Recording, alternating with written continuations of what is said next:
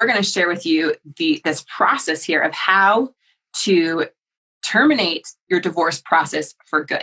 And there's a couple important things, so make sure that you don't miss any one of these. Because if you're missing one of these, I can guarantee that you're not going to get great results. And if you haven't had your spouse hit the pause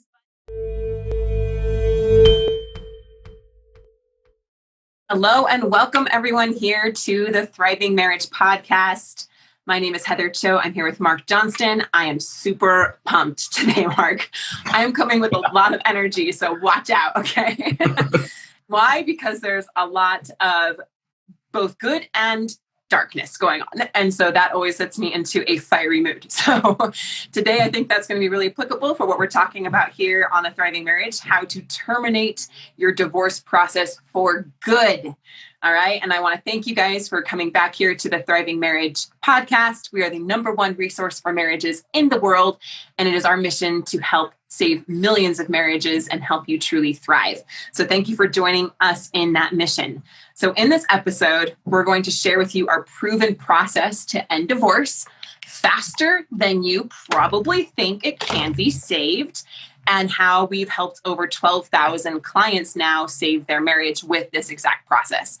And I want to make sure that you guys stay to the end, because I'm going to share 3 simple steps that you can take right now that will determine your success or your failure in ending this divorce process.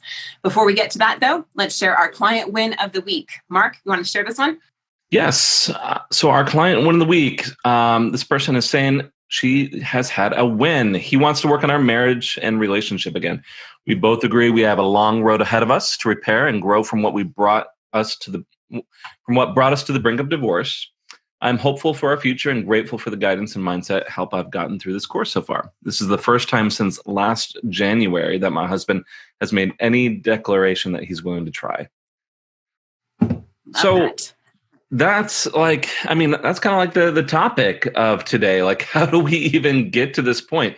We see these kind of stories all the time, and it's usually because there's a few things that can be done to slow the process of separation or divorce, to start turning things around. And, a few mistakes that a lot of people make in this process that tends to push their partner away. And, Heather, you and I, we found like, hey, if we can address a couple of these things, there's some decent chance that, something can work here and we can get to this point right here. Right.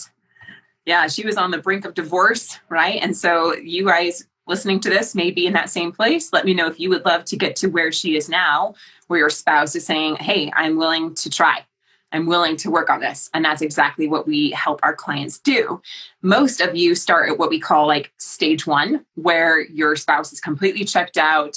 They're not willing to work on the marriage with you. They're wanting a divorce. They're having an affair. They say things like, I love you, but I'm not in love with you. I'm in love with someone else. And so we guide you from stage 1 to stage 2, stage 3, and then ultimately to stage 4. So what we're talking about today is definitely for those in stage 1. Your spouse is threatening divorce. They're talking to lawyers. Maybe they already have divorce papers in the works. Maybe you already have a date set.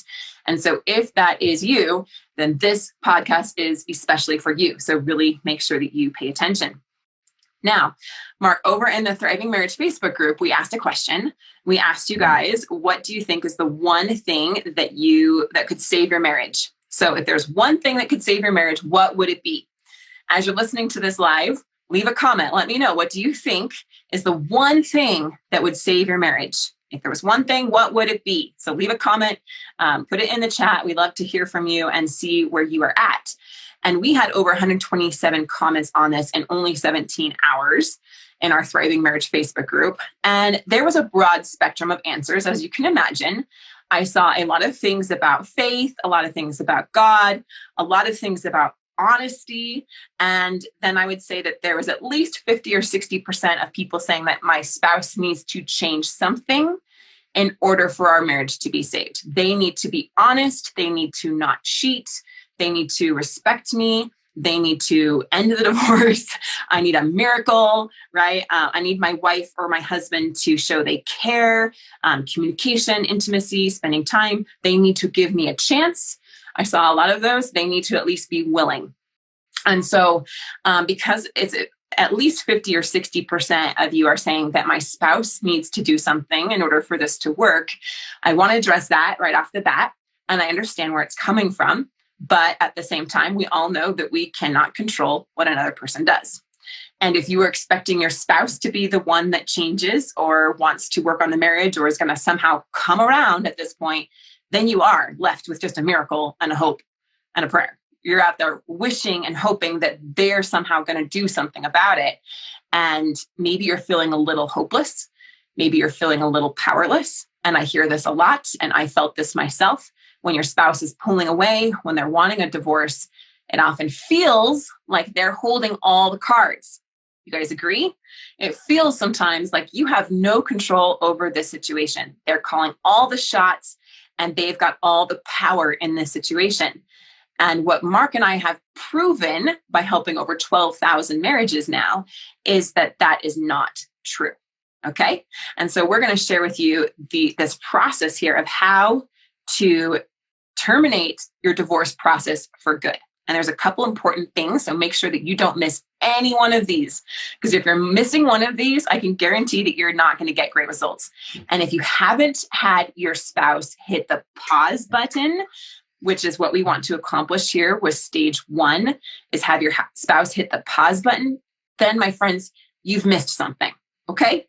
And it's okay. It's okay to say, I've missed something along the way. What I've been doing hasn't been working, but now we can start to learn what actually works. So, Mark, there are some really common mistakes that we see people make when a divorce is filed. And I'll be the first to raise my hand and say I've made many of these. I have not had a divorce filed in my marriage, though, but there have been, talks or consideration of it at some points. And so when your spouse is pulling away, these are really common. But we want to make sure that we recognize if we're making any of them so that then we can learn what to do instead. And sometimes we don't realize that we're making some of these. Sometimes we're unintentionally pushing our spouse further away. So, Mark, what do you see are some really common mistakes that people make when divorce is filed or there's talk of divorce? Well, I want you guys, all of you out there, to think about this. Think about how you felt when your partner said, okay, I'm thinking about leaving, or they've said, I'm ready to get a divorce. I'm considering anything along those lines. Like Heather, like you said, it's in my own marriage, nothing that's ever been filed, but the topic has come up once or twice. And Jen and I, we're in a really good place now, and we always take care of those sort of issues. But I can recall those moments, and I'm like, okay, I'm, putting myself in those moments. I'm thinking to myself, okay, I felt a lot of things. I felt a lot of things right there. Whether this is some indignation, like, well, okay, you're upset, huh? Well, what about me? I'm upset too. There's just a lot of feelings. And I imagine a lot of you can relate to that. Whether that's some anger, sadness, or whatever. Whether you were responding with accusations yourself, or whether you're getting defensive, like, well, no, you're saying that I'm doing this. Well, what about you? What are you doing? Or maybe, this is not sometimes a favorite of mine, some stonewalling where I just go really quiet and I need to process things for a bit and I don't want to say anything. It can also come out as criticism or contempt. And I'm saying those words. And if you guys have really paid attention, if you've gone into the research, you'll recognize some of those things: defensiveness, stonewalling, criticism, contempt. Those are Gottman's 4 horsemen of divorce. Like, he's saying, hey, if those things are present, it's a good predictor that things are heading towards divorce. And there's a good reason. Now, I mean, I'm adding a few others onto that list in terms of reactions to hearing your partner talk about divorce, but in general, if there's a lot of intense negative emotions or some of these actions, the Gottman's 4 horsemen, it's a mistake. Your partner is moving towards divorce because they are hurt. You might also be hurt, and that's valid. But I'm going to point out that all of these responses are dismissive of your partner's feelings in some way. Now, would it be great if you could get your feelings addressed as well? That would be awesome. I mean, that's how Jen and I have gotten through those really tough moments, where we're like, hey, is this worth going forward together? And ultimately we conclude yes, because you know what? Uh, that's like one of Jen and my superpowers is we can like calm down and then we can listen to each other and then we can work things out. But if that's not going on, it's going to accelerate the process. If your partner's not feeling heard, if you're responding in anger with a lot of defensiveness, a lot of accusations, intense negative emotions, I talked to actually more than one person recently where the response was threatening to hurt themselves in response, and you know what? That really pushed them further away. It's that desperation that was really, really driving this need to step away from the situation. Similarly, we could, I've talked a bit about like this anger and this accusations. Like I said, that sadness is also a really big. It's going to put a lot of fuel on the fire here. If we go towards that sadness and you start begging and pleading and demanding that they stay because you can't live without them. And I mean, I get it. I want to have a lot of sympathy towards that situation. It's a big deal. And yet a lot of those responses don't take into account how your partner feels either. Right. I mean, Yeah, they're Heather, focusing on you. Yeah. They're focusing on you and what you need. And I get it. We're all like we talk about the ego and narcissism, whatever. We're all selfish creatures. And that's part of being human. Okay. So let's take the shame out of that. But if we're wanting to have a relationship, right, this co-creative process, the focus naturally tends to be immediately on ourselves, protecting ourselves, getting what I need, wanting you to change so I can feel better, needing you to change so that this will work for me. And it is not taking into account how our partner feels and what they're going through and what they really are needing here. Exactly. So like I listed it as two different types of mistakes, but I think it's mostly the same sort of thing, whether it's like a lot of anger and accusations, a lot of like you did this, or whether it's me. I'm sad. I need you in my life. Please stay with me. Either way is going to push your partner further away. You said it. I think you said it really well there, Heather. You're saying, hey, that begging, that pleading, that sadness is a lot of focus on yourself. And I'm sorry, but if your partner is saying, hey, I'm considering divorce, I don't think that they're going to respond very favorably if you're saying, well, what about me? Because you know what? They're hurting.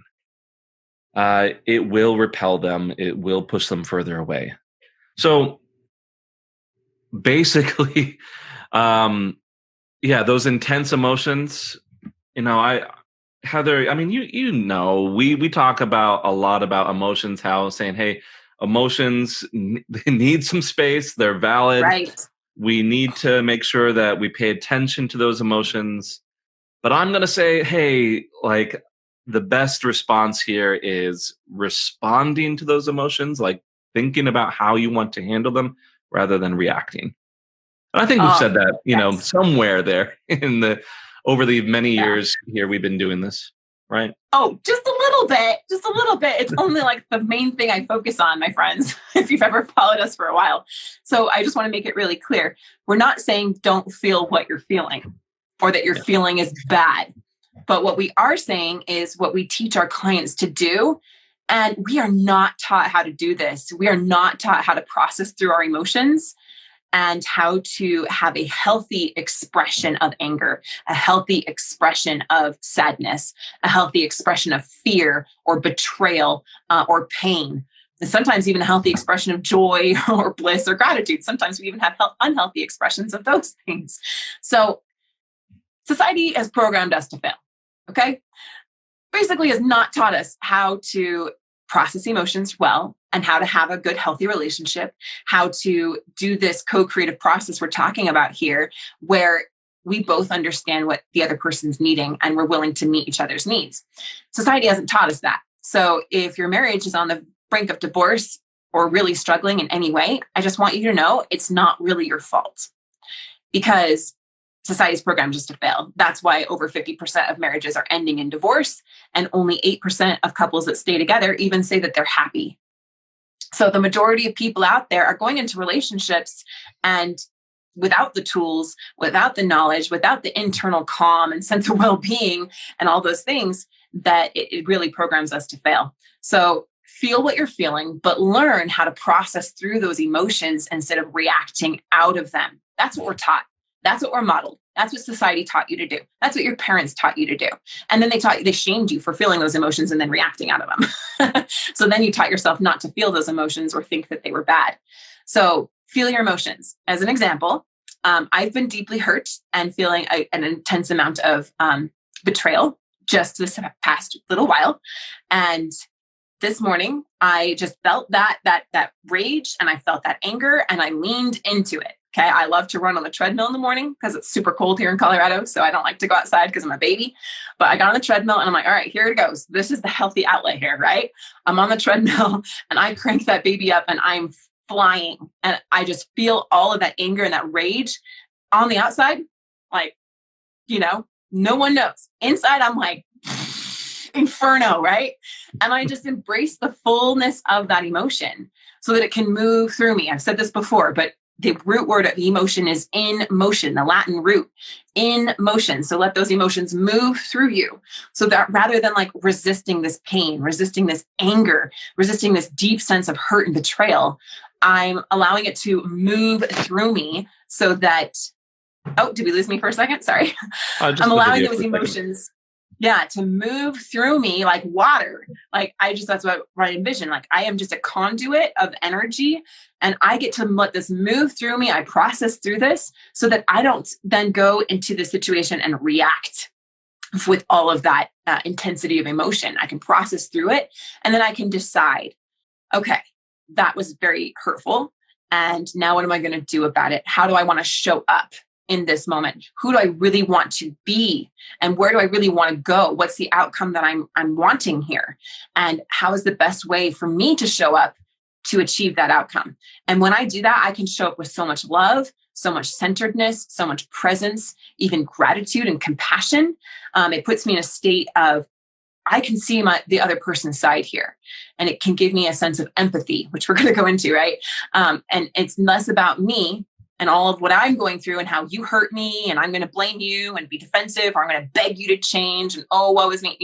I put all of that drama down and I'm able to move closer to who I really want to be and the result that I really want to gain from this experience. And that's one of the biggest shifts I think that we help people make here, especially at stage 1, when your partner's pulling away, is shift you out of the state of intense fear, intense anger, intense betrayal, intense pain, so that then we can get to a place that feels like I'm okay no matter what happens. And I can see this in a new way. Okay.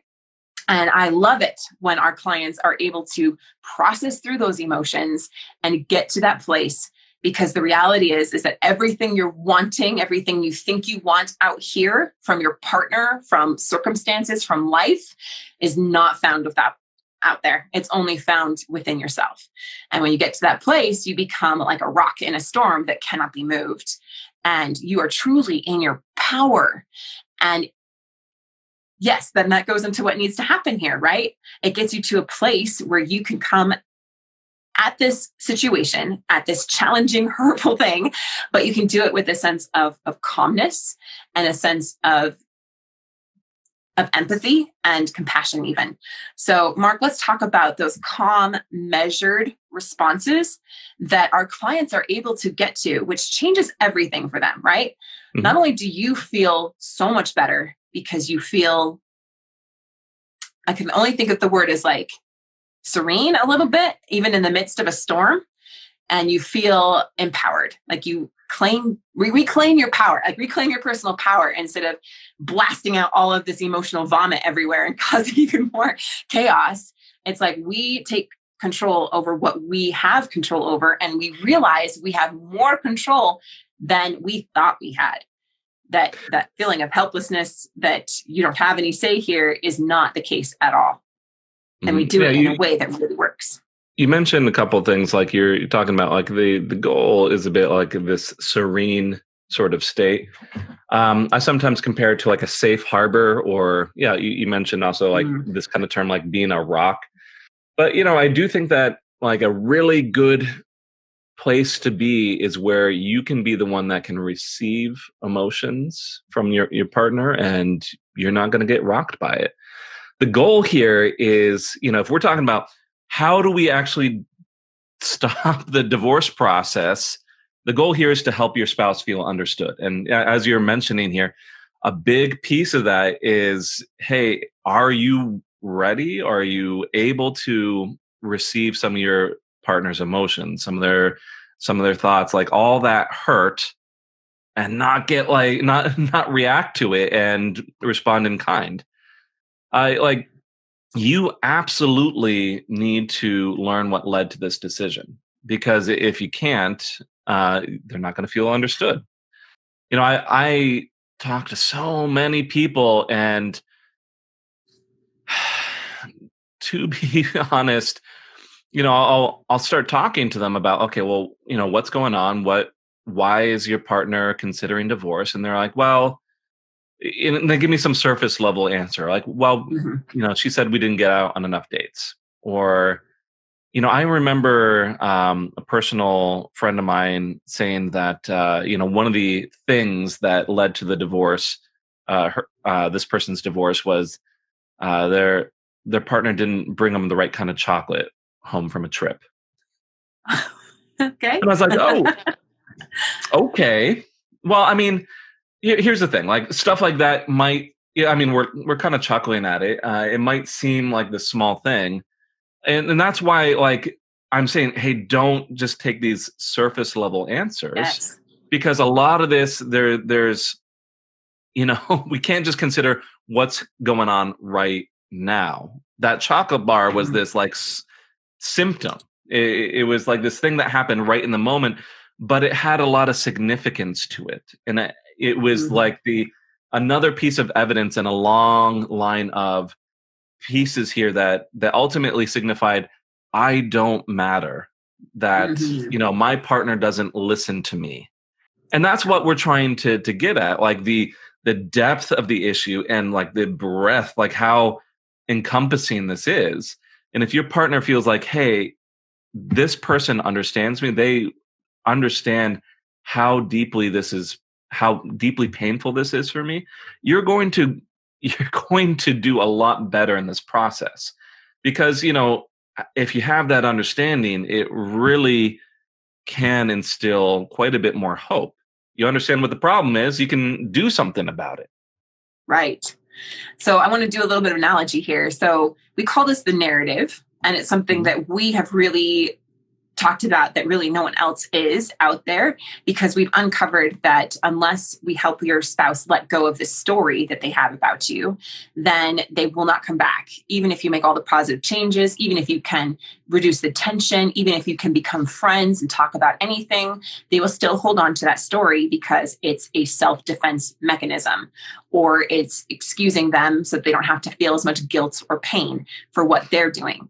And so it's like the tip of the iceberg. So as you're listening here, think about the things that your spouse has said, the reasons why they're wanting out. Let me know in the comments what those are, because we can help you uncover what might be beneath those. It's like the tip of the iceberg, but what's actually beneath that is a whole mountain of story, of reasons that they've built up this belief about you over the past weeks, months, and sometimes years, sometimes even decades. We've helped couples that have been married for decades, older couples, empty nesters that have decades of story built up about this other person and about the relationship.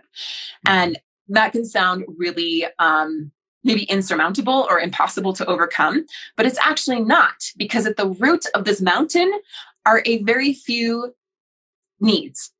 And we all have the same needs. And there are about 6 common core emotional needs that all of us are wanting and all of us are needing. And my friends, I think it will astound you when you realize right now you might be feeling like my partner and I, like we could not be further apart. We could not possibly be wanting the same things at all. There is no way that they're wanting what I'm wanting. Look at what they're doing. Look at what they're doing to me. If they were wanting the same thing, they wouldn't be doing that, right? And so you feel like you're on like polar opposite ends of the universe, right? And it would astound you to realize that at the heart of what you are both wanting, you are wanting actually very much the same things. You're going about it in very different ways. But when you realize why they're doing what they're doing, what led to this decision, then your partner will feel understood and validated, and their defense mechanisms will start to come down. And when this happens, that is when they will hit the pause button, and they will not be pulling further away from you. Because all of the things that maybe you've been doing up until this point, the begging, the pleading, the desperation, the angry reactions, the blaming, the criticism, the contempt, that's been pushing them further away. And if they're already out, then all your demands to work on things or change or to meet your needs are only going to be pushing them further away. But when you can take a step back and hit that pause button, right, and take the pressure off and actually validate where they're coming from, understand where they're coming from, and realize that at the root of who you both are, like your souls, you both want the same things, that's going to cause them to hit that pause button, which is the very first indicator that Mark and I look at that the relationship is now moving in the right direction.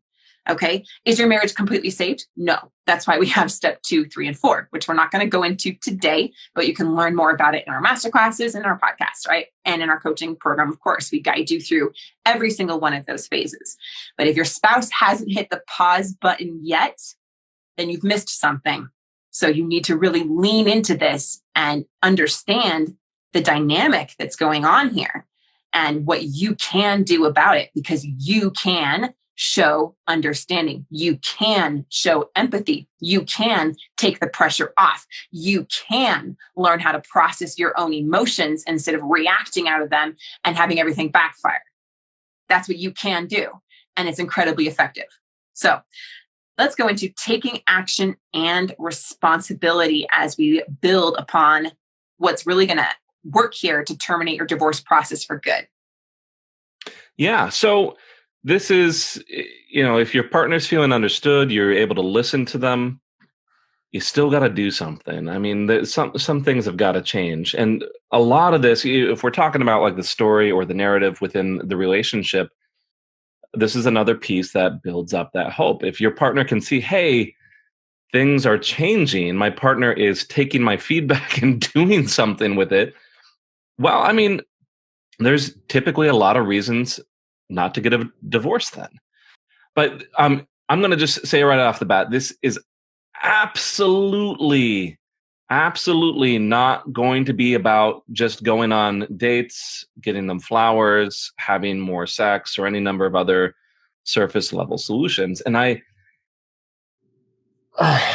cringe a little bit when I get clients that come in and they'll say, hey, we went to a therapist already, it didn't work. And I'll ask, okay, well, what did they ask you to do? And they say, well, they told us to get out on some more dates. They told me to get my wife some flowers on occasion. I'm like, oh, okay, great. Not going to say don't do those things, but I'm not surprised that things like that don't work. My opinion here is things like dates and flowers and sex are all symptoms of a healthy and happy relationship. They're the results of that. And if you just if you just try to inject some of those results into an unhealthy situation, it feels like trying to feed someone candy when they're malnourished Mm. as a way to solve issues here, as a way to really, you know, really improve someone's health level or something. It just it feels weird. That was said so well, giving candy to a malnourished person, because that's what we see people doing. And my friends, like, I talk to you here in the Thriving Marriage Facebook group on YouTube. I talk to you all the time, right? In master classes and stuff. And my heart breaks because I see how much so many of you really want this relationship to work, how much you really care for your wife or for your husband, and how you are exhausting yourself doing all of these things, text messages, flowers, wedding vows, movies from the past, right? All of these things, trying to go on dates, and you are working yourself to the ground, thinking that you're doing the right thing. And you have no clue that all these actions, working on yourself, all of those things are just completely backfiring. And you don't realize that they are not what's needed right now, because you haven't been given the right tools to know what's needed right now. And so, like Mark said, those things are all going to be very surface level. They're going to be ineffective at best, and at worst, they're going to completely backfire and not work at all. So the goal is to address what was preventing that healthy and happy relationship in the beginning. Mm-hmm. And that's a bit of a beast. I like to say that you cannot read the label when you're inside the bottle. You guys may have heard me say that before. It's so, so true. We've got to uncover what's really going on here and what's actually going to be effective and not backfire. So you mentioned there, like, part of the goal here is actually addressing what was preventing the healthy and happy relationship. And I think that's a big part of, like, taking some action. So, when we're talking about this in the bigger scale of things, like, hey, maybe the complaint was there wasn't enough dates, but the reality here, like, why that was important is very likely, your partner might have been saying, hey, this person doesn't value me. I'm not important to them. Or, I don't feel very connected. We are living this loveless relationship. And yes, maybe dates at one point would have helped, but it might not help right now.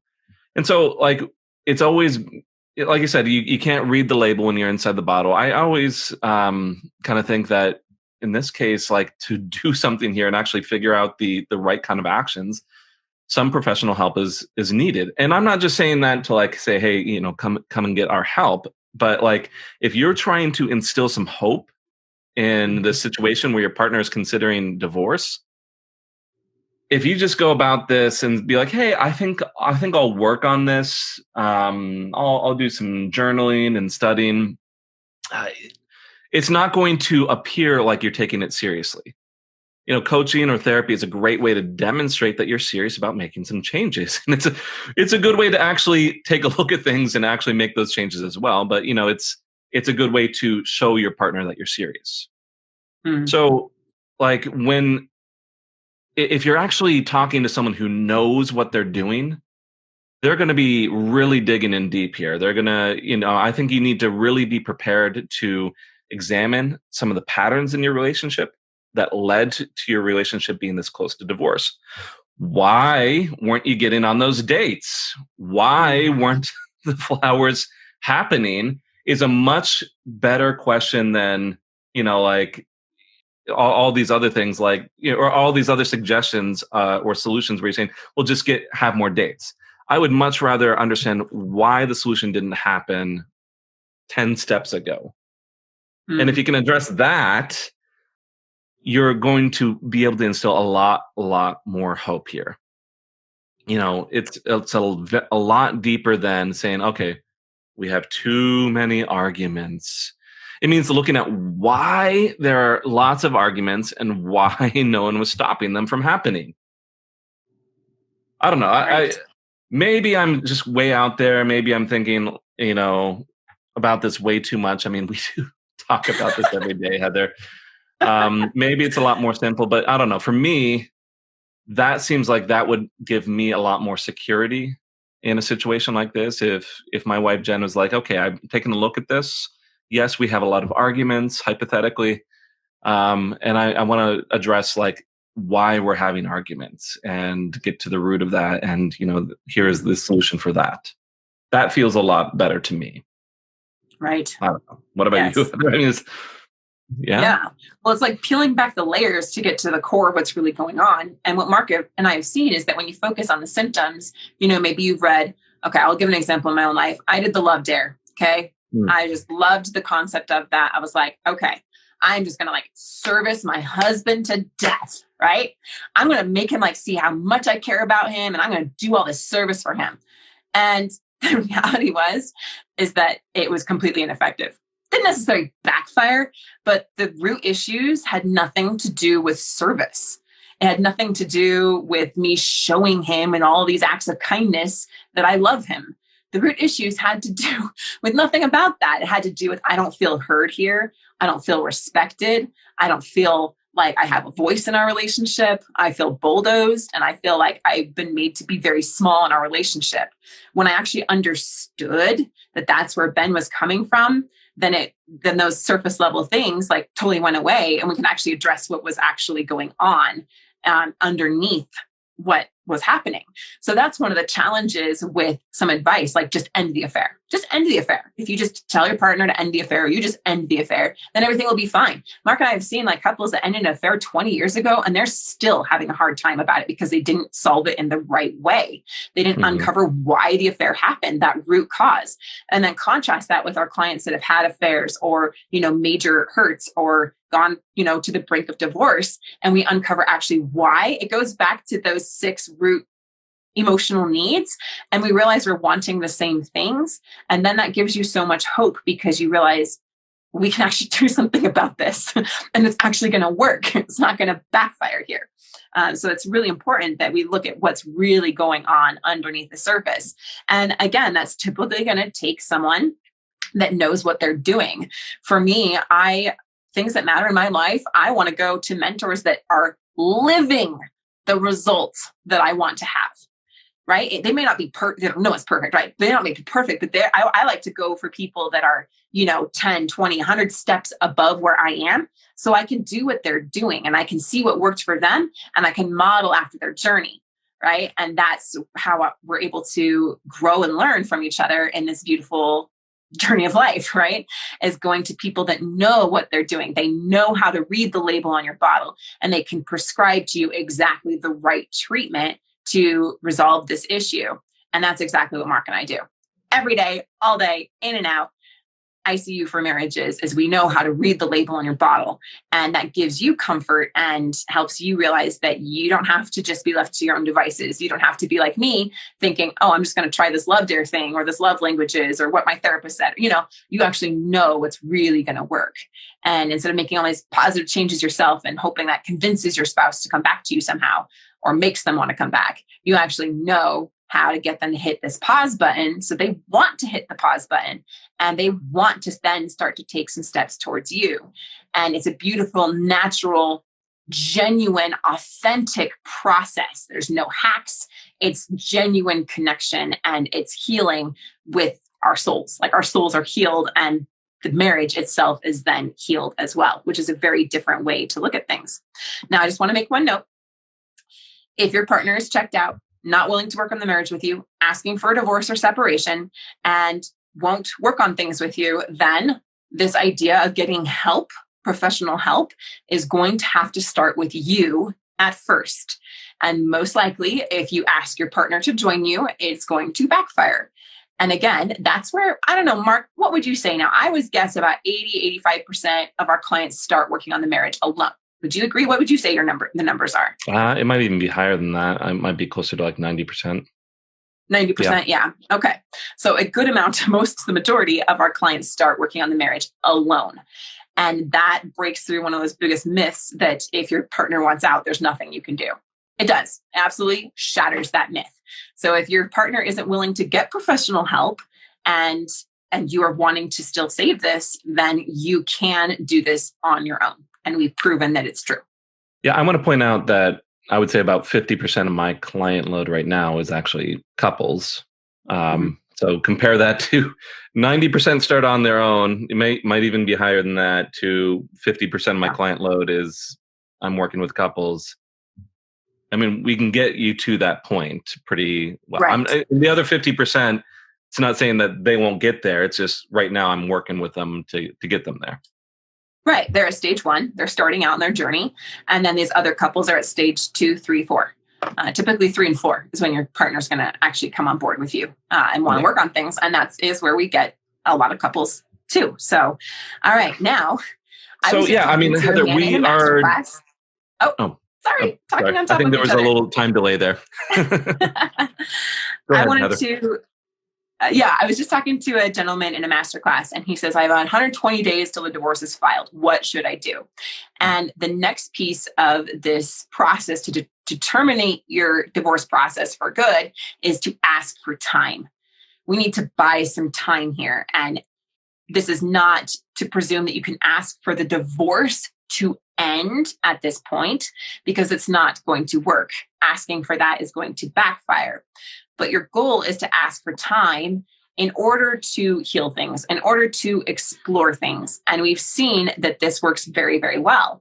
And like with this gentleman, I said, if you can ask your spouse, and we'll guide you on exactly how to ask that in the right way so it doesn't backfire, for 6 months of time before they go forward with the divorce, 6 months of time to explore things, 6 months of time to experiment and see if this is what we really want to do before we rush into something we both might regret, right? We've proven that if you can get about 6 months of time to slow down the divorce process or pause the divorce process, then you have a great opportunity there to truly end it for good. But you cannot ask for it to end for good right now.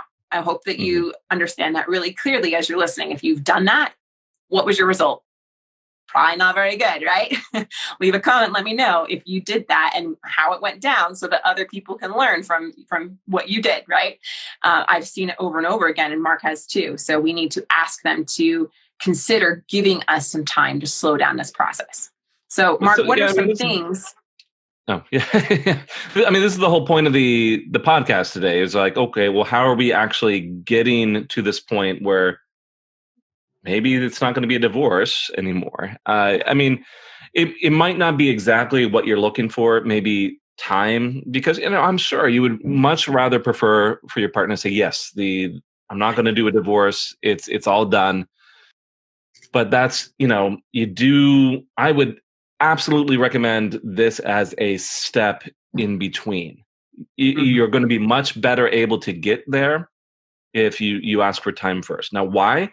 The whole reason here is, it's once again, it's this amount of understanding for your partner. If they're saying divorce and you're saying no, well, that's way too many steps removed for there to really be much understanding, empathy, or compromise there. But if you can be like, it's going to be a much easier ask if you come somewhere in the middle and you say, okay, can we have some time? It's much easier to say yes to that. You're still addressing to some degree what your partner is looking for. Now, you might be able to get that time especially if you've been listening to the other steps here, and you're actually able to provide some understanding. You have these calm, measured responses. You're taking action and responsibility. But like basically, you can ask for time if you have a plan to address what is hurting. Like the big reason why someone might say no is if they feel like nothing's going to be different here, nothing's going to change. It's just going to be the same thing at the end of 6 months as it is now. Mhm. Well, who in their right mind would agree to some extra time if it's just going to prolong a bunch of hurt? Here, like what we're trying to get at here is the goal right now isn't to get them back. It's not that. If you go into this and say, "Hey, I'm going to work as hard as I can to get you back," well, what is that? That's a focus on what you need. The goal here is to help them to feel better. And if you put that as your goal, say, hey, look, I want to make sure that we take the time to help you feel okay about this. Well, now you're focusing on them. And it's going to provide them a lot more security. In a big way, you might do this. I mean, essentially, what you're doing here is you're setting some boundaries in order to protect them. You're saying, okay, yeah, I want to consider this divorce thing. We're not going to completely take a step back from this. And so let's just have some time. I want to make sure that you feel protected here. You feel like you what you're wanting is still considered. A lot of that push towards what they're wanting and what they're needing is going to provide that sense of security, that sense of understanding, that sense that you are working for them, which is what is needed if they're considering divorce. Now, this isn't the only piece here, Heather. Like, I mean, there's a lot of different components to making a request. I don't know. What else are you thinking here? Like, what else is needed if we're going to be asking for some time? Yeah, so there has to be like a compelling reason for them to wait on the divorce, right? And so, as we're thinking that this really needs to serve them and what are they really needing here, how would putting off the divorce really serve them, right? Why would they have a compelling reason to want to give it some time and some space, right? Is putting a hold on the divorce, if it only helps you, why would they agree to it at all, right? So, this means that often you might want to find some common goals. So, Mark, I know you've worked with a lot of couples. Can you give us some examples of what some of those common goals might be? Well, I mean, here's the thing. Like, I think some of these goals work in some cases, sometimes not. You're going to have like a mixture of this. But sometimes if you're saying, hey, let's have some time, I'm going to work on making things better. But, in the meantime, I want to make sure that this doesn't disrupt the kids' lives. Let's prepare a bit. That might be one common goal, like making things better for your kids. It might be like, hey, I want to make sure that we come out of this feeling healthy, even if the decision is divorce. So I'm going to take a look at this. I would like you to really examine this with your therapist as well. Let's take some time to understand this. And if at the end of 6 months you still want a divorce, fine. Okay. So it might be about healing, it might be about kids, it might be about healing. It might be about, maybe there's a lot of tension and there's some desire to maintain some amount of friendship. Well, I know a lot of people who really wouldn't feel comfortable being friends with their ex if it got to divorce. So maybe some things need to be worked out. So it may be about wanting to maintain some level of the relationship, even though things are really rocky right now. We could go on and on. It could be about making sure that you do it right, that the finances are in order. It could be about, making sure that the other person can settle their life and prepare for separation or whatever it happens to be. But I know a lot of these goals sound like it's moving closer to divorce. At the same time, it also buys time. Mhm. If you're saying, hey, I'm going to try to fix things, and here's this little nugget here where we can work towards something that you're looking for as well. Much, much, much easier to say yes to that because you are considering their needs at the same time. And, so if you're working with them, like it's really hard to argue with someone who's working for your own goals. Mhm. People have a really hard time doing it. Just, think about it. If someone's saying, I want to help you, why would you be fighting against them? It just doesn't make sense. Right. As long as you're doing it in this way with no pressure, no I can't talk. Ugh. Alternative motive. Ulterior. There you Yes. go. Thank you. Is it ulterior or ulterior with a U or an A? I'm blanking on that for a moment. I'm You not guys even can going to correct try at my this grammar in point. the comments. I think it's ulterior with a U. Right. Anyways. But when you do it in the right way, then they will sense that you're doing this is from a place of genuine care with no pressure. If they sense any whiff of manipulation here, it will send them running back to the hills, which is why we guide you on exactly how to have that conversation and how to be in the right emotional place yourself so that it doesn't backfire. So, when, Mark, might separation be appropriate in this phase? Because oftentimes we hear people talk about like the 45-day no contact rule, or Mhm. that separation and time and space are good. And sometimes it's really not, if that's in and of itself the only thing you're doing. But sometimes it can be. And that's why it's important to know for sure from an expert whether it's appropriate for you or not. Yeah. So like I was saying, if you're trying to offer them something in, I'm going to say in exchange for time. I wouldn't think of it as an exchange, but you're trying to address some of their needs. Separation might be something that you can offer.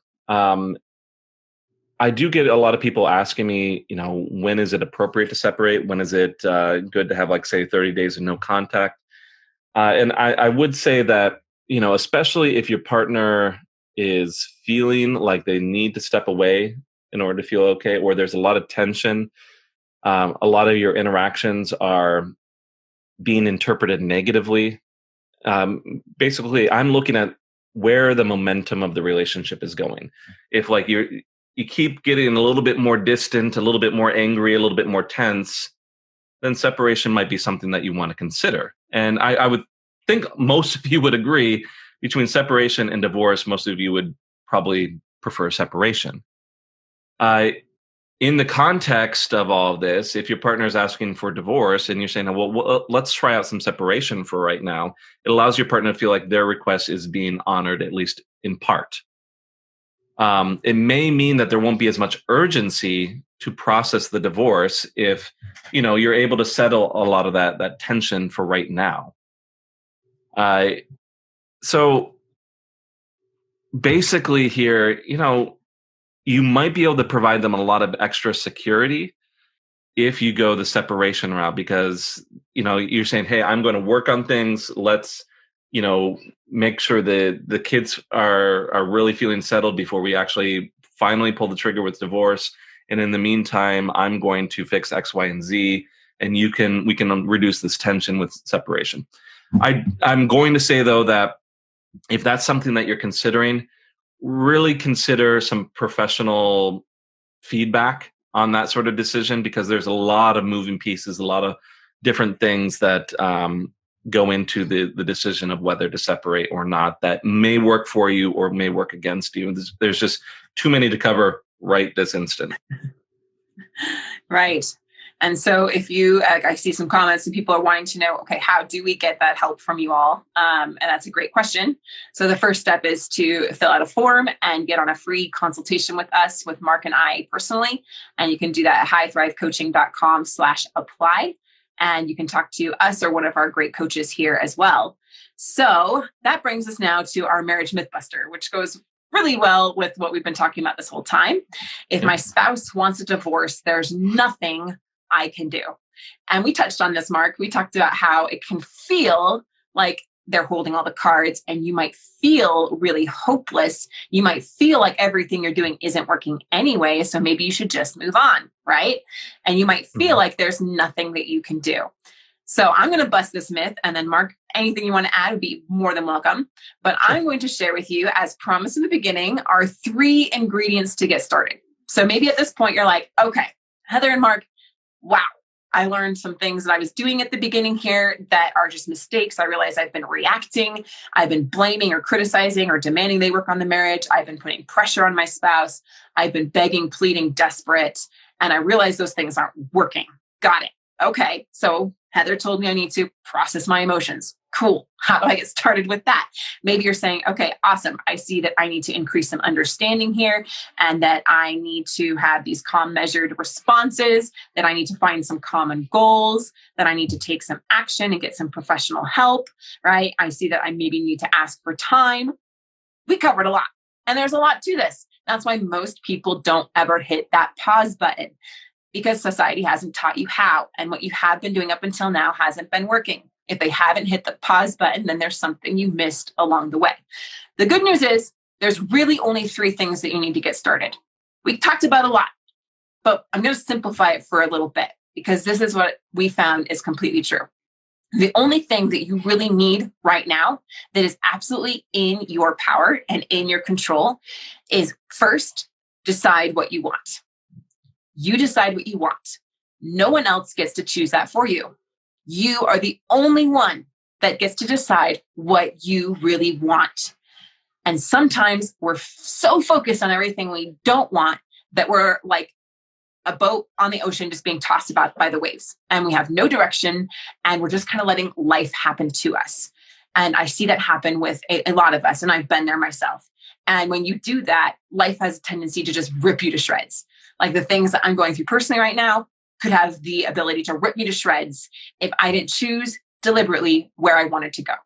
When you choose that destination and you say, this is where I want my marriage to be 3 months from now, 6 months from now, a year from now, 10 years from now, 30 years from now, then you make that powerful decision, and then the way will make itself manifest. So, my friends, as you're listening to this, let me know in the comments, where do you want your marriage to be? Decide it, and then declare it.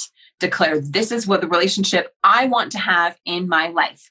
This is how I want to feel. This is where I want us to be. This is what I want it to look like, feel like. This is what I want us to talk about. Get detailed about where you want to go. You choose that destination, okay? And then commit to get there. Tune out all the other voices, the voices of fear, the voices of impossibility, the voices of fear inside yourself. Everyone telling you should just quit, you should just move on. If something inside of you is saying, I need to do this, then you commit to get there. And what we've seen is that those are the most two important things that you need to bring to the table. And then the third makes it all happen. So you decide where you want to go, you commit to get there, and then you receive guidance from someone who knows how to help you get there. Think about like the hero's journey. We hear about this, and you're probably very familiar with this in movies and stories. Think about Lord of the Rings, right? The hero here is not a hero yet. They're a very common person with a lot of, frailties, a lot of, weaknesses, and a lot of self-doubt. And for whatever reason, a great quest is called upon them, right? Think about Frodo or Bilbo, right? And this great quest is put upon them, and they're called to action. They're called to greatness. They're called to overcome some challenge. And my friends, you've been called. Life is giving you an opportunity to overcome a hellish challenge right now in your life. And you get to decide what you're going to do about it. And you may have that wavering, like all those characters do. Can I really do this? Am I really good enough? All of those things. And then you decide, I am going to do this. I am going to take up the call to greatness here. I'm not going to let these challenges crumble me and crush me and turn me into a victim. I'm going to expand in the face of adversity. I'm going to overcome and become who I'm really meant to be. And I'm going to not let these obstacles define me, but let them grow and refine me. Ooh, that sounded good.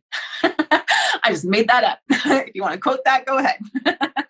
And so then what happens when the character makes the commitment to rise up to the call to action here and to take on this quest is that then they receive guidance, right? It might be in the form of Gandalf or in the form of Dumbledore, right? We see these guidance figures come in, these mentors that give support and wisdom and encouragement and give direction. So, my friends, I can promise you that when you decide where you want to go and you bring that level of commitment, that is the work that only you can do. I can't make you do it. Mark can't make you do it. No one can make you do that. But when our clients come to us and they've decided where they want to go and they've made that commitment, that is the most important thing that you can do at the beginning.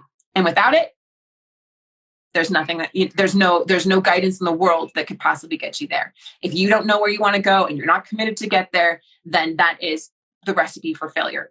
But the recipe for success is deciding where you want to go, committing to get there. And when you decide where you want to go, we will help you get there.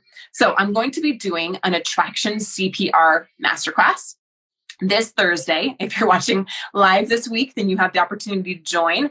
If you're watching the replay later, then my apologies and that the event is happening this Thursday, February, I believe it's 10th. Yes, February 10th. Yeah. And if you want in on that, I'm only opening this special training up to 100 people. First come, first serve. We have over 40,000 people in the group. We have massive email list of several, tens of thousands of people as well. And we have our YouTube audience. So I'm sure that the spots are going to fill up very, very quickly. So if you want in on the attraction CPR training that I will be doing, then go ahead and leave a comment and say CPR. Just those 3 letters, CPR, because we need to get some blood pumping back into your marriage if they're wanting a divorce. So go ahead and leave that in the comments, and I will make sure that the first 100 people that comment, I will get you the registration link so that you can get in. It will be capped at 100 people only. All right, so that is our marriage Mythbuster. You can do it, and there is more that is within you than you can possibly realize. So you want the first steps, you can do that today. You can do it right now. So if you're with me, then let me know. My friends, there are so many people that are choosing not to believe the programming of society anymore. They're choosing not to believe that marriages just have to end in divorce or that they're going to be happy with someone else. One of the things that we talk about is divorce the pattern, not the person. That was given to me by my mentor. Divorce the pattern, but not the person. And there are more and more people that are rising up to make an incredible shift in the world so that society no longer programs us to fail, but we can create a world where marriages and families truly, truly thrive. And if you haven't gotten on that ship yet, then you need to get on it quickly. Because as we know with Noah, if you don't get on the boat in time, it's not going to go well for you. But there are more and more people that are getting on that ship, and we're creating a whole different reality and doing amazing things. And I love having every single one of you as part of that journey. So that is it for today. Thank you so much, Mark, for coming. If you guys liked this video, give us a thumbs up, leave a comment about what stood out to you. Make sure you subscribe for more great videos so that we can help you. Let us know in the comments what you'd love for us to cover next.